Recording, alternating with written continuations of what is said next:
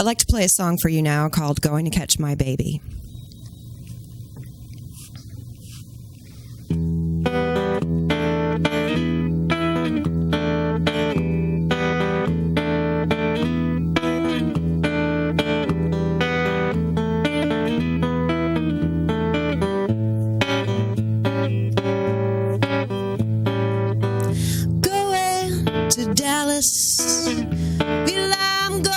Chicago, I'm gonna catch my baby wherever he goes. I'm going to Memphis, well, I'm going to San Francisco. I'm gonna catch my baby wherever he goes. No, it just don't matter where he'd be. I'm coming round to see my baby.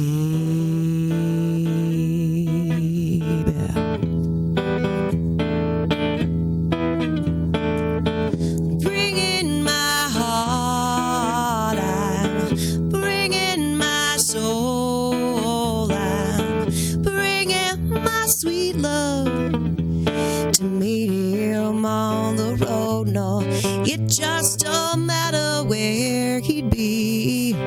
I'm coming round to see my baby.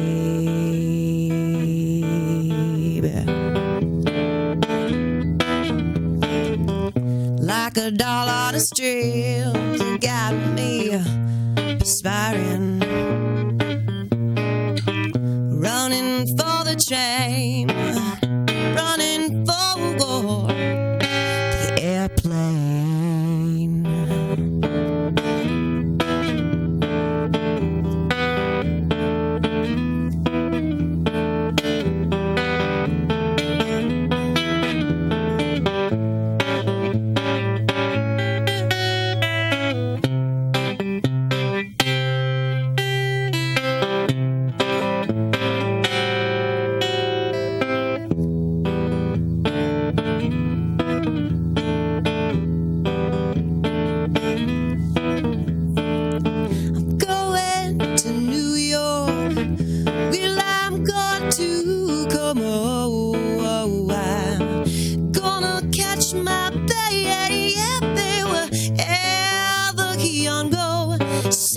Just don't matter where he'd be. You know I'm coming round to see my baby.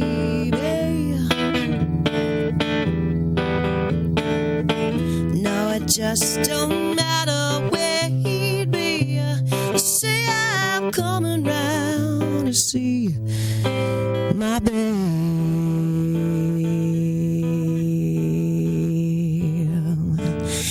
Say I'm just a going. No, I'm a going. Yeah, I'm.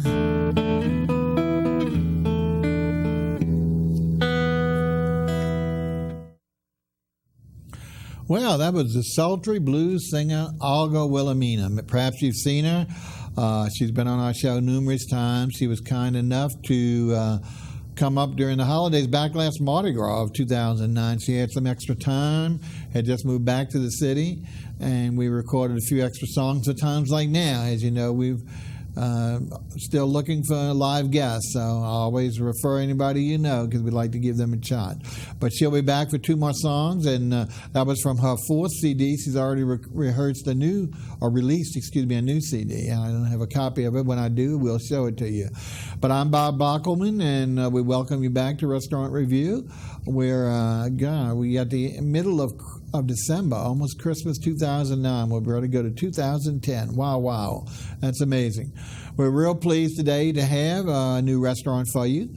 And this is a co-owned restaurant, and one of the co-owning chefs has two other successful restaurants in the Warehouse District within a block of this. And we're talking about Chef Adolfo Garcia, who was on many years ago when he first opened Rio Mar, and subsequently when he opened La Boca, his Argentinian steakhouse. But last October, we're only talking about 2 months ago, he took over another restaurant in between those two and brought on a great new chef who we've got today and moved into the Italian cuisine. And the name of the restaurant is Mano, a new word, Mano, M-A-N-O. And we'll talk to our chef about that name and also the information. So we want to welcome to the show executive chef and co-owner Joshua Smith. Joshua, welcome to the show. Thanks for having me, Bob. Great. Tell us a little bit so people, first of all, know about yourself. I think as proven by our dinner there, Chef ADOLFO has certainly chosen the right chef for this restaurant because you knocked our socks off. So tell us a little bit about your background and in particulars about the restaurant itself. Well, for the past 2 years prior to opening a Mano with Chef Garcia, I had worked for him in a chef de cuisine capacity at Rio Mar. Okay. And then prior to that, I was working in Kansas at an Italian restaurant and traveling Italy. Italian restaurant in Kansas? I know, it sounds crazy. We won't hold that against you. I know. That is certainly, folks, not indicative of his talent. It's where I caught the fire for Italian food anyway. Great. Very well put. So y'all did open in October. The address is exactly what, on Chapatulas on the corner? It's at 870 Chapatulas Street, right at the corner of St. Joseph and Chapatulas. St. Joseph. It's an old warehouse, right? Yes, it is. And beautifully done. And what my comment is, we have some other warehouse renovations that have become restaurants by some very well-known chefs. And they still are very cold, very large. Y'all have really made it intimate and warm, which is really nice. We got several great compliments on that because even though they all have the brick and the wood exposed, which of course is just magnificent, but when they're cavernous spaces and they just look too big, too noisy, too much echoes, y'all have really softened that but still put a little elegant touch that it really doesn't necessarily look like a conversion of a warehouse. Well, thank you very much. I have to actually credit my wife for that. She's an architect. And she did the interior design of it. Please give her our best. That's great. So y'all have been open since October, right? Correct. Our very first day was October 10th, and we've been going. And we seat about how many? We seat about 75. Wow.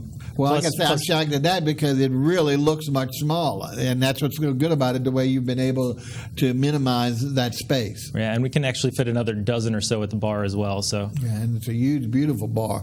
Okay, now what about hours? Now, you're not open for lunch, right? Currently, we're not open for lunch, but we are planning on opening for lunch. Okay.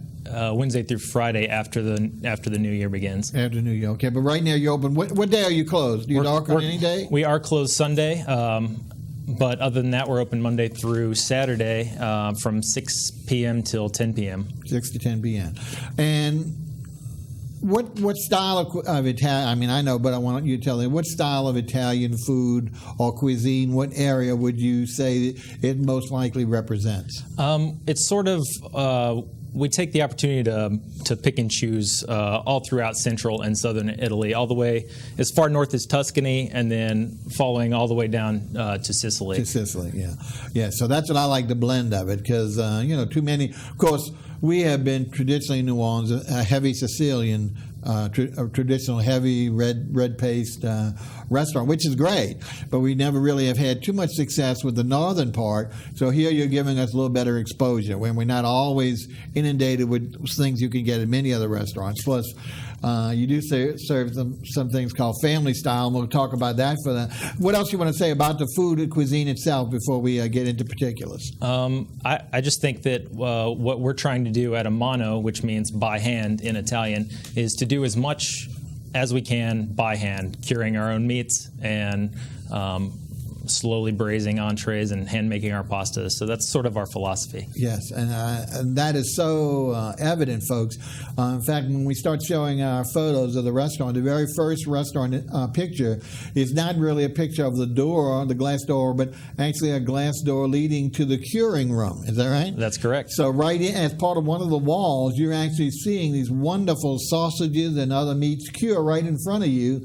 Some of them as long as I heard 70 days, 90 days, something like like that? Actually, there are some that actually take even longer than that, up to 6 months. Wow, and they kept it like 50 degrees? Is that right, like a refrigerator? It's kept in the 50s, and it actually has to be a fairly high humidity, which fortunately in Louisiana we naturally we can have help that. You there. Yeah, we have that environment. We don't necessarily have the cold environment, but we can add that through the modern marvel of air conditioning.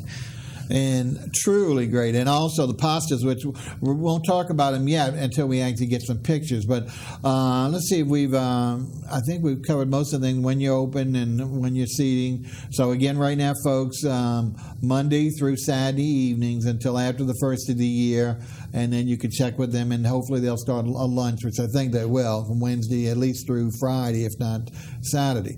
I think you're going to be well rewarded to give this restaurant a try. We'll talk about it at the end of the show. As you know, we've started our own dining club called The New Deal. And we were fortunate enough to have our third event at Josh's restaurant last week. Thoroughly enjoyed. You'll see by some of the satisfied diners at the end of the show. But the key here is one, and we talk about family style. When we talk about family style, is that there are different dishes that are served instead of your individual course in a platter, and you pass around just like you do at home, and you shovel what you want and what you don't want. And this is great with regard to the appetizers, which you'll see, and also some of the pastas, because all of this we put together in a great, chef has put together in a great selection for you. So why don't we go ahead and take a look at the first, and that is, the first thing is really an assorted cured meats platter, and they call it salumi. Is that right? Salumi, yes. That's basically the Italian word for charcuterie. Charcuterie, exactly, in English. Well, let's see. There we go. Let's take a look down. We're going to dissect this plate left to right. Here's the overall platter of meats that came per table, and as you can see, it's 4 different. Let's take a look. The first on your left, or in the center thing, is actually. Go ahead and tell us about capricella. No, it's called capicola. Capicola, which is cured. It's a part of the pork shoulder, and it just got the usual cure of salt and various spices. It tends to be. It's from the south of Italy, so it's got spicier characteristics. It's got a lot of actually. Paprika and chili. Right. Wonderful herbs in spice, but it is spicy and delicious.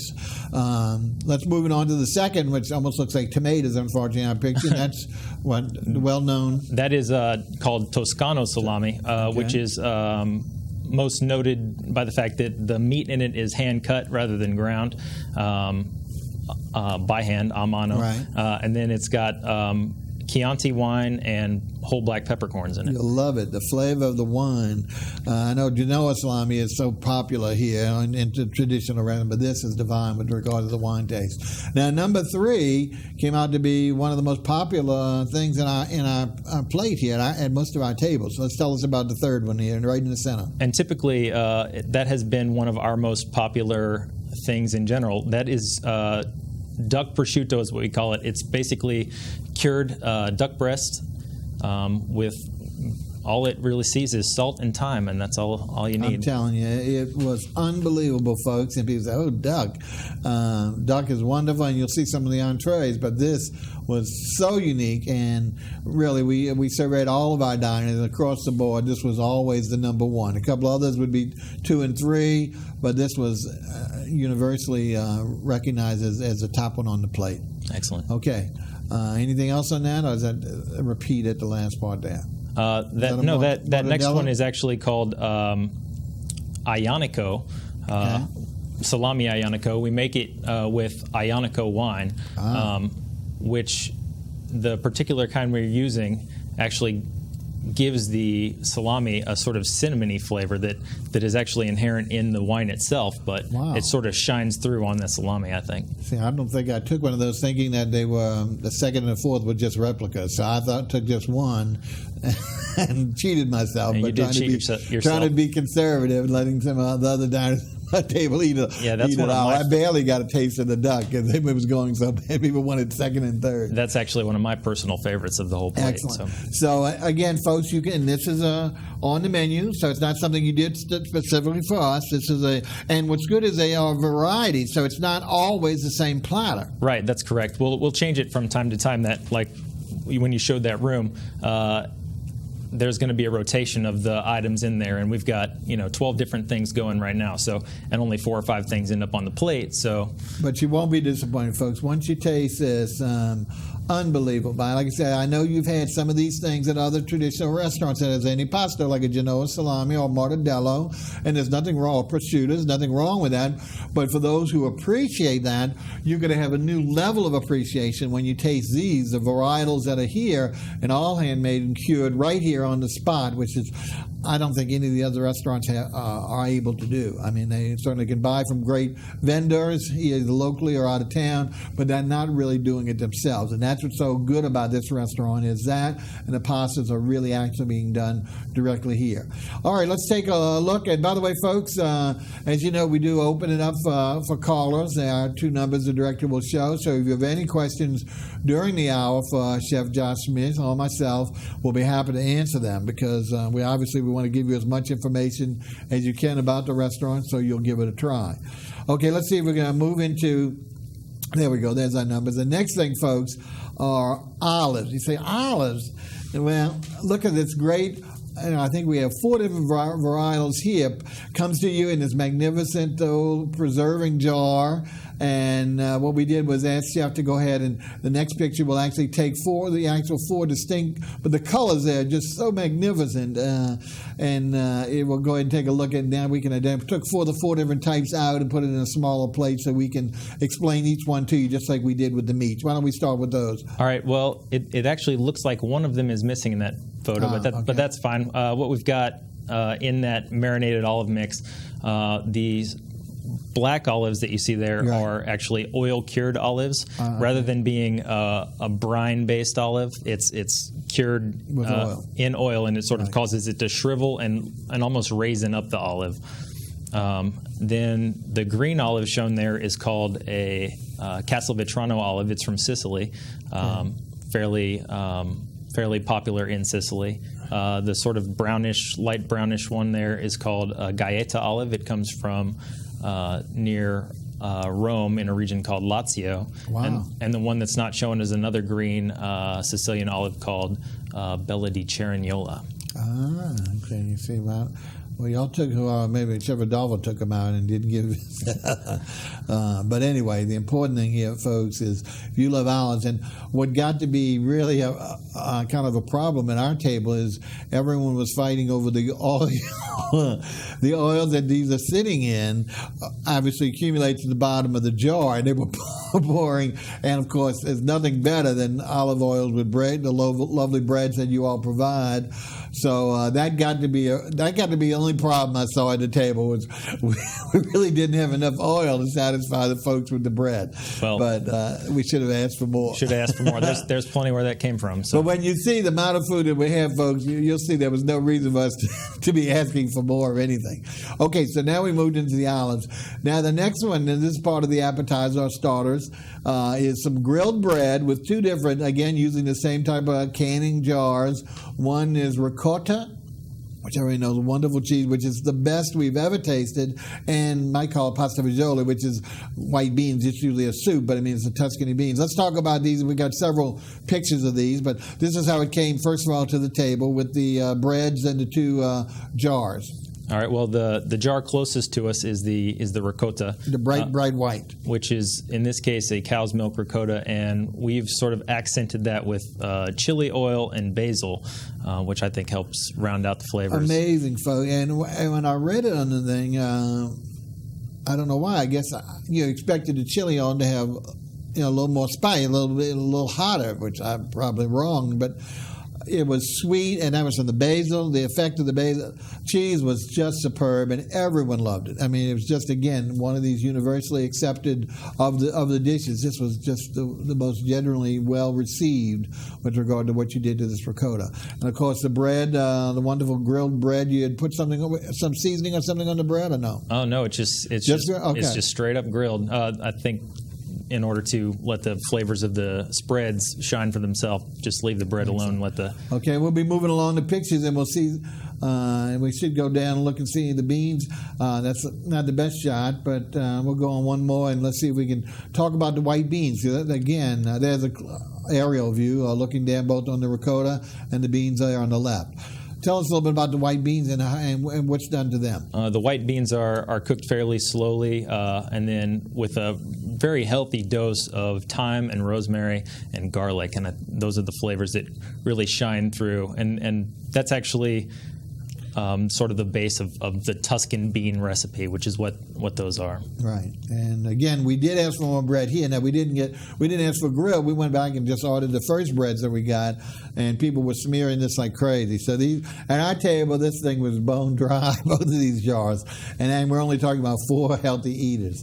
But anyway, so this was really a great. And again, folks, this is standard on the menu. So you couldn't have better starters, and unfortunately, these are. Even though they don't look like much, they really are filling. When you start eating them with the bread and the oils, you're getting filled early. In fact, the only major complaint we got from our diners was by the time the entree come, they really couldn't appreciate it because they were so full from so many of the other appetizers and starters. And now I think we're actually going to move into, let's see, are these the... I don't know if it's the pastas next or what we call at our table they're calling these are hush puppies. That's what I think they call them. They're more like croquettes. You could tell the rice on the outside, but once again, the internal by itself, you just ate the rice cake, very good. But if you ate the cheese by itself, very good. But the combination together was just superb. The cheese melted on the inside. It's just. Well, why don't you tell us exactly? Tell us what is the name in Italian, of course. Well, they have 2 names in Italian. The main name that you see in southern Italy are arancini, which means little oranges, because they look like little oranges.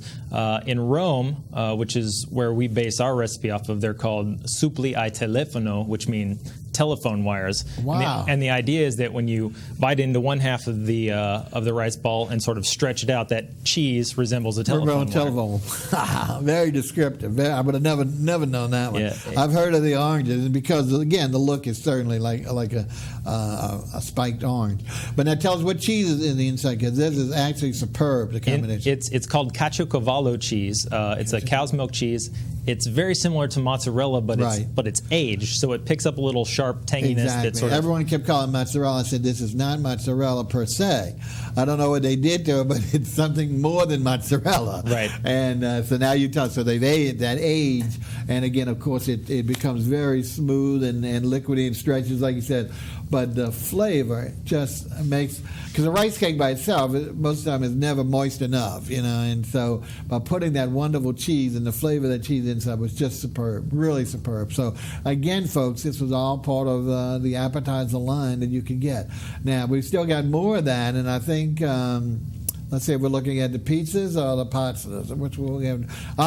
Tell us about this one, please. These are called mozzarella in carrozza. It means mozzarella in a carriage.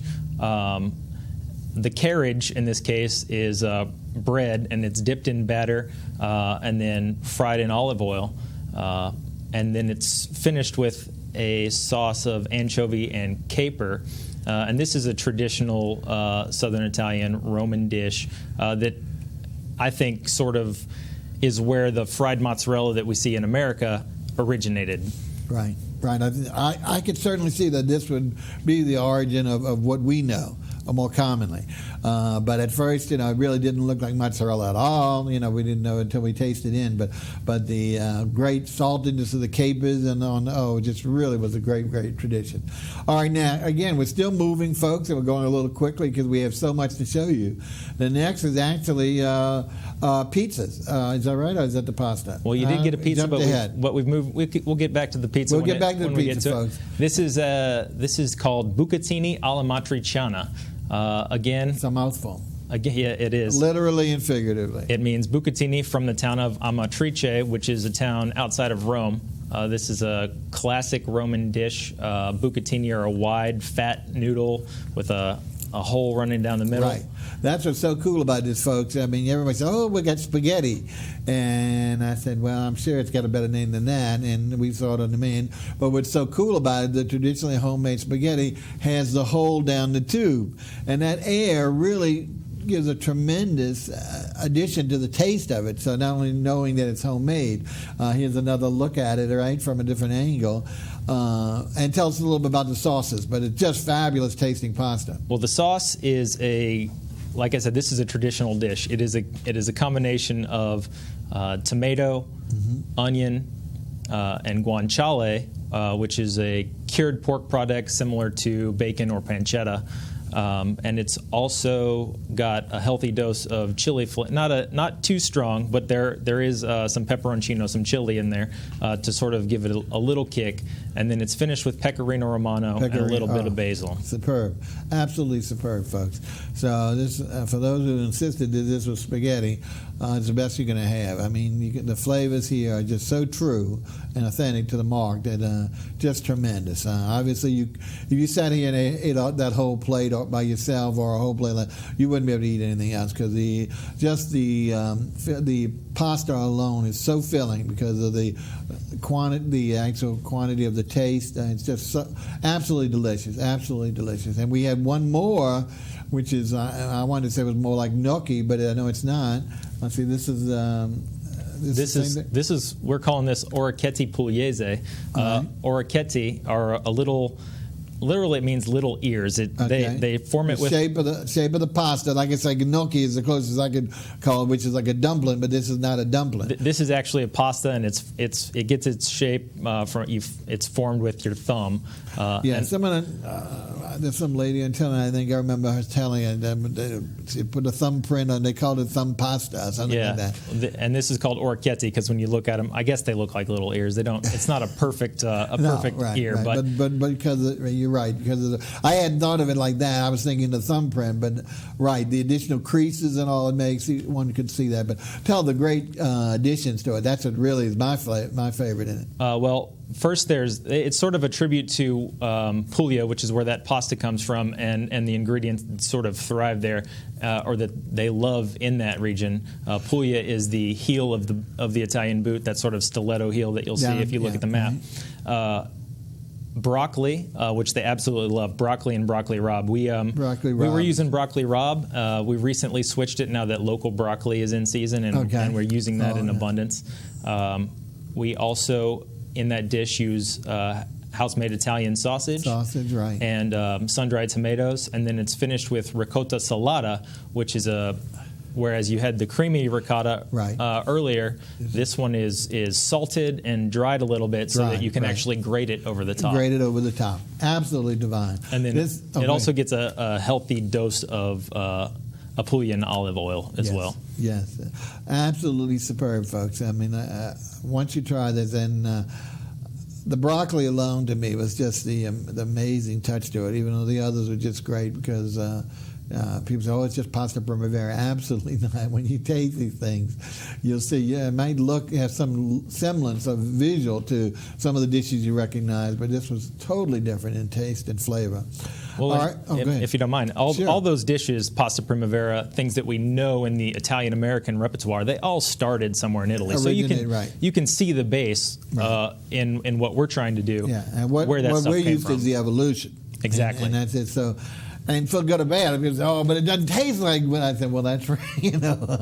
Not necessarily the first dish is the same as the last dish, but at the same time, when you truly taste these particular dishes, you're going to see the handmade pasta is so identifiable by taste. Even if you close your eyes, it's so much better than any store-bought pasta. Anyone who makes pasta themselves at home, they know that the flavor there is just so much better. It's really good.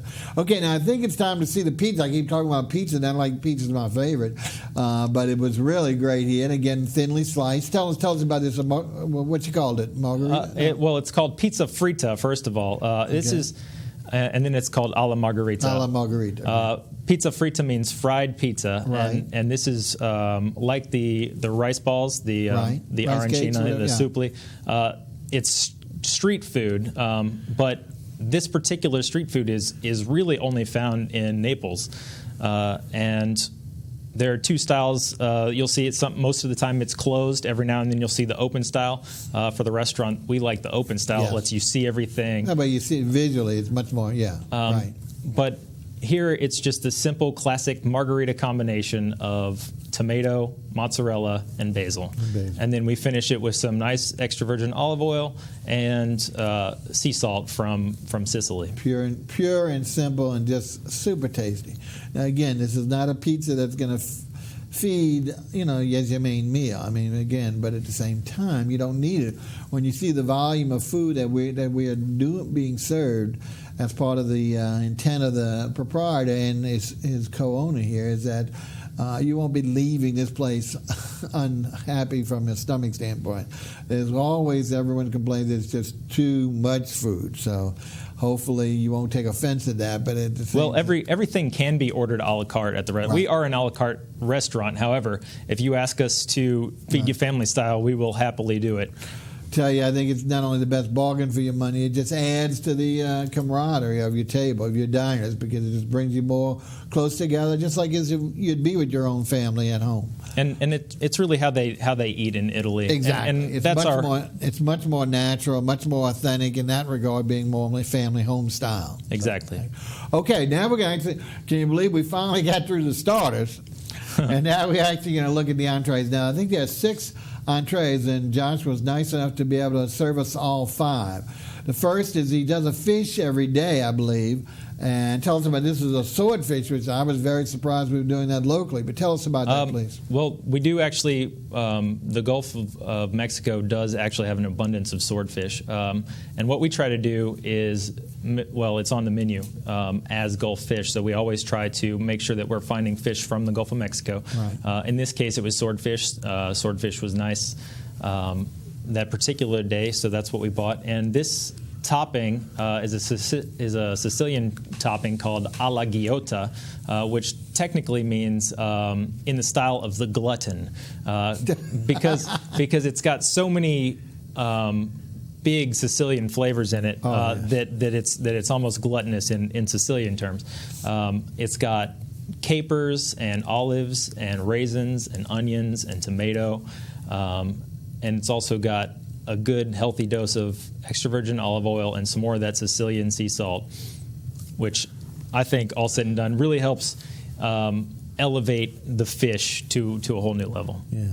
Again, rave reviews for the sauce. The topping was the best thing they had. They more of our diners raved about that than the fish. I was shocked that more than 50% of the people that we brought in the club ordered fish. I just didn't think that was going to be that popular with all the other selections for the entrees. And I was kind of glad when I heard swordfish, because I have to admit, I haven't found much local swordfish that is really tasty. To me, I find it very dry unless I'm in California. Just the opposite, and it wasn't because of the topping, because I tasted, someone was nice enough to let me taste their fish. I tasted the fish without the topping, and it was super moist, which is a big shock to me, because usually I can't find it moist. But then the topping is actually superb. It could be over anything. It could be over nothing, and it's actually divine, really divine. Well, thank you very much. One of the things I think, too, the way we do swordfish, it's sort of the Sicilian way. They cut it very thin and cook it very quickly, so as to it doesn't spend too much time on the grill, losing flavor. Right. And drying out. Yeah, well, that's the key, of course, is one, the freshness, using fish from our locale, which, like, I'm not a fisherman, so I'm shocked to hear that we have swordfish locally, but I'm kind of glad. But the key is I have just not found the proper chef in to do swordfish, because mine have always been dry. Now, like I said, at least I would, all the ones I would have had before, if I would have had the topping, I wouldn't mind. But usually I've been very disappointed. Okay, let's move on to one of the other signatures. So it's always a Gulf fish. It was swordfish that day, but the topping remains the same. Well, is that correct? It's actually going to be it'll be a seasonal topping on that. Okay. Fortunately, it's actually about to change. We're really getting in heavily into Louisiana citrus time, so I'm thinking it's going to change. More citrus. Yeah, I think so. Oh, wow. I hate to see those olives go, but anyway, they'll be around from time to time. All right, let's take a look at another one of the entrees. Now, this is the tell you folks, for those who follow the food blogs and all, this is the most popular entree at his restaurant. And it's not the same for everybody, but it's rabbit. And tell us how this is absolutely fabulous rabbit. Yeah, we actually roast this very, very slowly at a very low temperature, and we accent it with roasted garlic, the oil-cured olives that we were talking about earlier, and thyme. And you're right, it has become very popular, and I'm very glad because this is actually sort of this is a dish I had in Siena in Tuscany and fell in love with and couldn't wait to recreate it in America. Well, so many people are afraid of it, say, oh, rabbit's got a wild taste. Absolutely no. Not only this, folks, I guarantee you, this is like butter. This absolutely melts in your mouth. You hardly have to chew it. It's so tender. It was absolutely the number one favorite of everyone, even though they had not chosen it. And like I kept telling them before, that this is the most popular entree of all the people who've been eating there, so why would you buck the trend? Okay, so rabbit, don't be afraid of it. Okay, let's move on. We've got a few more before we go back to our musician. I think the next one is, this is for those who like pork. This is a mixed pork grill, huh? And again, kind of a charcuterie stuff. Yeah, this is sort of our tribute to the pig, which we very much enjoy. To the pig. Yeah, we enjoy curing pork and making our cured meats from it. So we also thought we'd put on a grilled plate. We've got the Italian sausage that we make in house. Then we've got what's called a country rib chop. We get that from Fudge Farms in Alabama. And then the other thing is actually called the copa. It's the same piece of shoulder that we talked about earlier for making the capicola, only it's done a little different here. And then we've taken a hot pepper and onion relish and topped the whole thing off. Magnificent. Really great. Okay, we got to move along because we got two more to cover. The next is the one I ordered. Again, there's a little closer up of the thing. Let's move on. This is another, folks, the duck. Absolutely superb. The duck with figs, which I've had before, but even more so with masala wine. Truly, truly unbelievably tasty. Go ahead and tell us about this one, please. I mean, there's really not much to say about this one. I mean, it's duck breast, right. Which I think if you cook it right, you can't go wrong with it. And then it's just a classic combination of figs and marsala, which is very Sicilian. Although I don't know they would necessarily eat it with duck. They would eat the combination. Right, you're right. That's exactly right. So the combination comes off great. But duck and fig and the masala is tremendous. All right. Lastly, even though there's one more we didn't test, is this is not chili, folks. This is oxtail. Now I know that a lot of people are squeamish, but it's butcher style. Tell us about this magnificent. When it came out, it was just unbelievable to see. It's called butcher style oxtail in America. Or in English. The Italian is called coda alla vaccinata. It's a traditional Roman dish, and it's slowly braised oxtail, which once you actually eat it, you'll start to be reminded of more common dishes like ossobuco. Ossobuco, right. And it's got a very healthy dose of celery in the actual mix, so we sort of highlight and pay tribute to that with adding some fresh celery leaves, which sort of brighten the dish both visually and I think in the mouth, flavor-wise, to sort of help offset that richness that dish has. Yes. It comes out sizzling hot. You're afraid it's going to spill on you. It's almost like Mount Vesuvius, and looks like chili, but doesn't taste like chili, and has that great cold celery on it to give it that other crunch over and above. Really a tasty treat. So if you've got the stomach for it, give it a try. Don't be afraid of it, and I'm telling you, it's great. All right, now we're going to we finished the entrees. Even though there's one more, he'll tell us when we come back. We're going to look at some desserts, talk a little about some other things and about the club per se. But meanwhile, we want to go back and hear our musician, the lovely Olga Wilhelmina, for her second song. Let's see what she's going to do. This song is called "Got to See Mama" by Peggy Lee.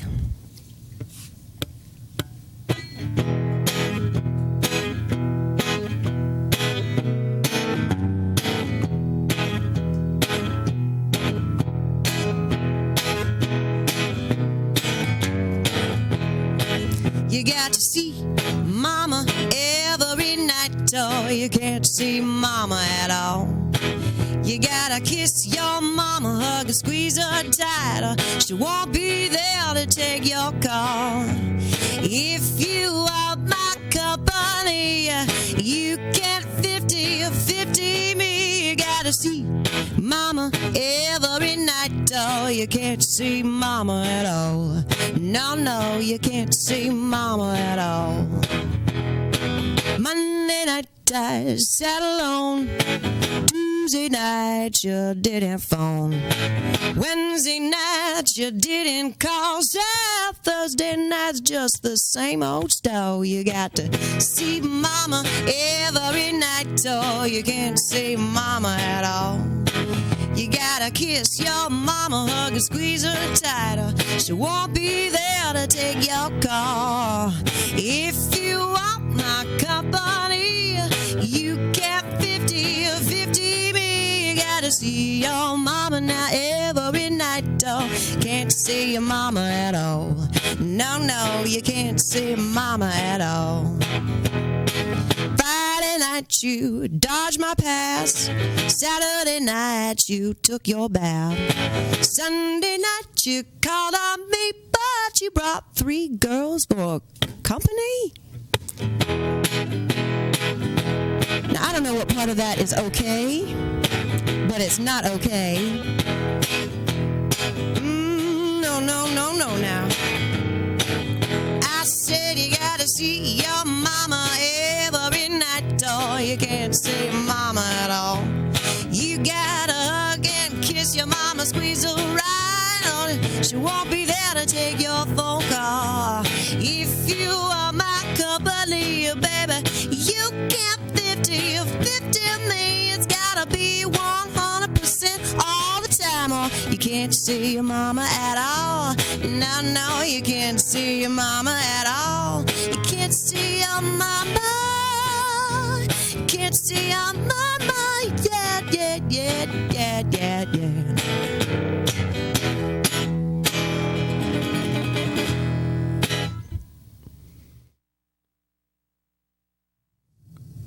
Well, that was the lovely Olga Wilhelmina. That was really a toe tap. I was really moving my little toes here, big toes. Anyway, for those who hopefully have seen her before, she's been on our show at least 2 or 3 times.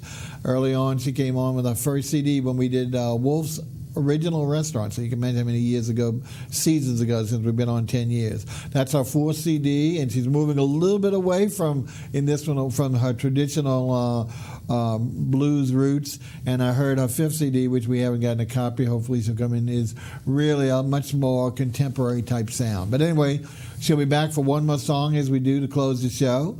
We're visiting today with Executive Chef Joshua Smith, who goes by Josh with us, of Mano restaurant, co-owned with him by Adolfo Garcia in the Warehouse District. We mentioned in the beginning that he's a great new Italian, which kind of shares some of the southern region that we're familiar with, but also a little bit of the north. So it's getting a nice blend. Done a lot of the dishes homemade with the pastas, as well as home-cured meats right there in situ. Couldn't get a better idea. So this Chef Adolfo has really come up with a great new concept and put the right chef to really allure your attempts. We've gone through most of the early part of the menu. We're just going to talk about some desserts. Don't forget, the numbers will be up there if you want to give a call before we close out and ask Chef Josh anything that we've left out, because we have pushed through those entrees, and we will talk a little bit about the New Deal Dining Club right before the end. But anyway, Josh, let's go ahead and take a look at I think we had a couple of these. There are only 2 people out of the total amount, almost 20 that we brought, wanted to try dessert, and they kept saying, well, we don't really have room for them, but we just want to taste the desserts. So fortunately we have some samples to show you, and one of them is a Meyer miniature lemon pie. Now I apologize because there was so much white here that kind of blends into the plate. Now, am I correct? Is it a miniature lemon or miniature lime? It's a Meyer lemon, and it's actually larger than a lemon. Okay. It's a cross between a mandarin and a lemon. Oh, all right. And they're grown locally in Plaquemines Parish. And here we make, in Italian they call it crostata di limone, which means lemon tart. The dough on the outside is it's a sweet crust. Okay. And then it's basically a lemon curd filling, and then we accent it with kumquats that we've infused with basil. Cool. The kumquats are also from Plaquemines Parish. Well, I had this tree in my backyard. I have a lime, and the lemon. I thought the lime was my lemons, but limes. But they told me it was, and one doesn't grow as big as the other. And then they told me it was my miniature lemons. The tree grew only about 2 or 3 feet. The other one's like 7, 8 feet tall. They both bought the same day and planted the same day. The lime, I've got nothing. The Maya lemons came out this year, first year in 3 years, and loaded about 30 on this little bitty tree and huge. And so I haven't even opened one yet, but I kept saying, they say miniature. They're talking about the height of the tree, not certainly the lemon. The lemon dwarfs the tree. Exactly. So anyway, I didn't get a chance to try this, folks, so I didn't try either dessert because, as we said before, we had more than enough food with going through the entrees, let alone the starters.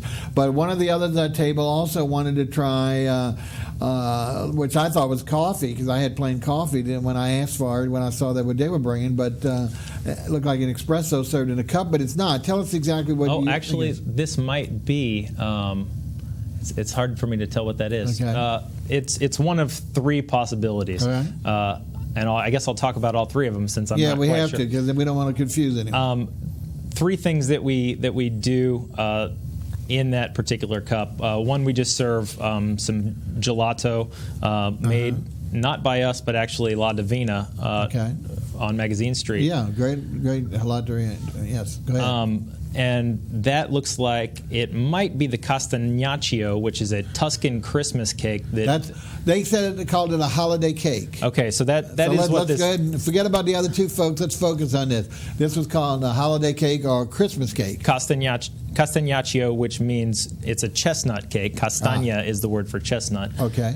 It's got a healthy dose of chestnut, and it's accented with this absolutely amazing rosemary undertone. That's what made me fall in love with it. Rosemary. Yeah, you wouldn't expect it necessarily in a dessert application, but when you try it, you're just blown away. I had to get it the second Carmelo let me taste it. Well, like I say, it looks like one of these caramel macchiatos or something, or a latte, because it just looked like a very fancy coffee, and that's why I just wanted to order cafe au lait, thinking, well, you have coffee, which y'all did. But when she told us, Diana said, no. She told me this is a holiday cake. I said, a cake in a cup? And I didn't try it, obviously, but she ate it all, and she had done a pretty good job with the rest of the dishes. Now, is there any other desserts on the menu besides these 2? Oh, we've got several other desserts on the menu. I can't believe people would go that far. Well, not everybody asks us to feed them, so some of them get the opportunity to pace themselves a little better. But we can actually. And will, if you want us to give you a feed me with desserts included, we'll be happy to do that as well. Some other desserts that we have a flourless chocolate cake with walnuts in it called torta caprese, which comes from the island of Capri. And then we serve it with a little vin cotto, which means cooked wine. It's basically a reduced cooked wine. It sort of just, I think, adds a nice savory accent to that sweet chocolate cake. We do cassata siciliana, the famous Sicilian ricotta cheesecake with chocolate and candied fruit, sponge cakes soaked in marsala. And then we do a semifreddo with pistachio and chocolate. The semifreddo means half frozen. It's sort of an ice cream alternative. Wow. And pistachio and chocolate are my favorites. I'm not supposed to have. Good thing I didn't know about that one. Anyway, okay, so folks, we're talking to Josh Smith. Now, we do want to talk about beverages because there's not an Italian dinner that's not complemented by wines. It's specifically Italian. And he told us during the break, and go ahead and tell us that is really the specialty of the house with regard to where they're going for beverages with this food. Go ahead. Yeah, well, our wine list is 100% Italian, not a French or domestic wine on there. And the real reason for that, the drive behind that, is we sort of adhere to the philosophy that what grows together goes together. So the natural accompaniment for Italian food would be Italian wine, but additionally, the reason behind that is that, especially with Italian wine and Italian food, Italian wine is a little higher in acidity, so it really helps sort of bring that Italian dining experience to a higher level. To a higher level. Okay, great. Now, of course, like I said, did a beautiful job with the bar. It's just it's there, it's present, but it's not dominating the room. But some of the textures behind it is like some metal work, and really, it just really looks like it was originally there, which is hard to believe in this whole building. But I know they do. I saw numerous type of cocktails, so I'm sure your bartenders can do all the stuff, the rage of today, right? They can do everything that is the rage of the day. Plus, we have our own signature cocktails. We have the fortune of having Missy Rawls, who was the bartender at Rio Mar. She came over with us and helped us get going. And what is the name of the cocktail? Do you know? We've got all sorts of cocktails. Oh, the one now that you said they had a specialty of the house. We've probably got about 6 specialties of the house. Yeah, so. They always say specialty, it turns out to be multiple. Anyway, the important thing, I don't think you need to go beyond the wine myself, even though some people, that's a perfect venue. Okay, all right. Well, we've been real pleased to have Executive Chef Joshua Smith and co-owner with Chef Adolfo Garcia of Rio Mar and La Boca, and now his latest one called Mano. As we said, it's on the corner of Tchoupitoulas and what's the other? Tchoupitoulas and St. Joseph. St. Joseph. The only problem with, of course, all of that uptown and downtown warehouse is parking on the street. But if you go in the evening and that's all they're open right now, you shouldn't have a problem because after 5 o'clock, 5:30, the meters, there are lots of meters around there, and you should be able to park without a problem at all. You shouldn't have any ticketing. Great renovation of a place. Really makes you comfortable. Staff got rave reviews, so that's what's good. Being extremely friendly, attentive, but not constantly in your face or asking you these things. Okay. Now, what we want to do is spend the last few minutes, if you don't mind, talking about the new deal, which is Identiclaw. Just as we mentioned, was our third venture. And we're going to show you some of the happy, hopefully, I think you'll see some happy diners that actually participated. Last Thursday, we were over, as we mentioned, at Josh's place. We brought several diners showed up. Just a really great thing. For those who want to join, as we mentioned, it's not a charge thing. We want to give to you, the audience, a chance to taste these wonderful new restaurants that we're bringing to the show. We're doing a mix of ones that, like Mano, we ate there before we had them on the TV, and then also some of the others that have been in our near past, but still are very, very new to the community. We've already started our 2010 calendar and have got 5 booked for the first 2.5 months. So if you'd like to join us, either individually or when we're there one night, the best way to do it is one of 2 things, and that is you can either email me. I don't know if we have our email address up anymore, but that's Bob, easy enough, at RREVUE, R standing for restaurant, to write the whole word out, Bob @ Revue, RREVUE, not the normal spelling, .com. So if you'll send me an email, ask me anything about the dining club, will be glad to give you the information. But if you've got a pen and want to write down, you can go directly to the website. You can see the new events. You click on any of the events they give you interest. We'll have completely details. Or you can go to the photo section and see all the photos, some of the same things we've seen here today, the dishes of the food, the restaurant itself, and some of the happy diners. And the way to do that is the old www, World Wide Web, meetup, MEETUP, meetup.com, okay? Then here's the tricky part. So if you get to that, you get up to the general page of meetup.com, which is a general organization page for multiple organizations. But if you want to see us in particular, after meetup.com, you put a / type in the word THE, new deal, DEAL. Just like for those who are old like me, remember President Roosevelt. That was his solution to the Depression of back in the 40s. And since we're in a similar type of situation where we're in recovery, we're hoping the New Deal will be the solution for you with regard to dining here in the city. We have a great mix of people who are just transplanted to our city as well as long-term natives. So mixes real well. Again, you can bring guests. You can bring as many as you like. And it's a great way, as we say, for you to take the TV show to a third level, and that is the level of actually there's nothing better than eating. Of course, if we encourage you on the show to go on with your own friends and your loved ones, that's great too. But if you'd like to do it in a group setting as a single or whatever, don't hesitate. Remember, it's bob@allreview.com or www.meetup.com/the-new-deal, DEAL. Love to hear from you. We'll give you more details. Let's see. I'm trying to think if we have much. The station closes, I believe, next week for all the way till the 3rd of January. So I don't believe we'll have our shows. Normally we do the Artist Review show the last Wednesday of the month, but I believe that is right near the day they close. If not, we'll be back to you. But of course, we will show our previous Artist of the Year show. And we will, during the middle of between Christmas and New Year's, before the station reopens, we'll bring this show back, bring this restaurant back. It'll still be fresh for those who maybe missed it today. But if not, you'll always get one that you maybe have missed in the last year and would still be new for you to try.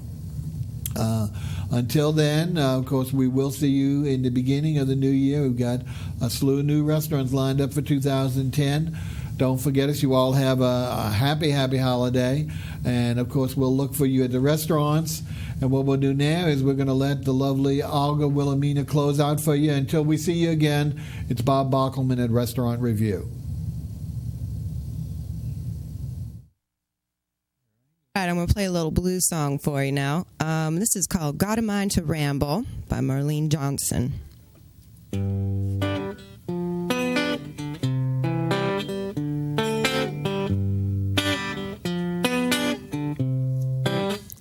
Well, on the wall and on the ceiling,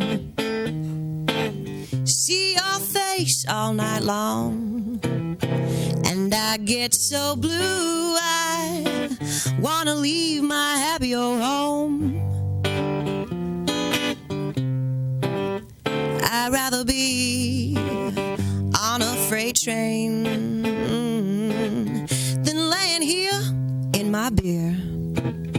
'Cause I've got you on my mind and freight trains in my ear.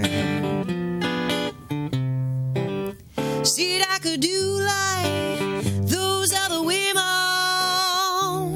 stay at home and sit on down. Oh, no, no, I've got a mind to ramble, I got a mind to leave this old town.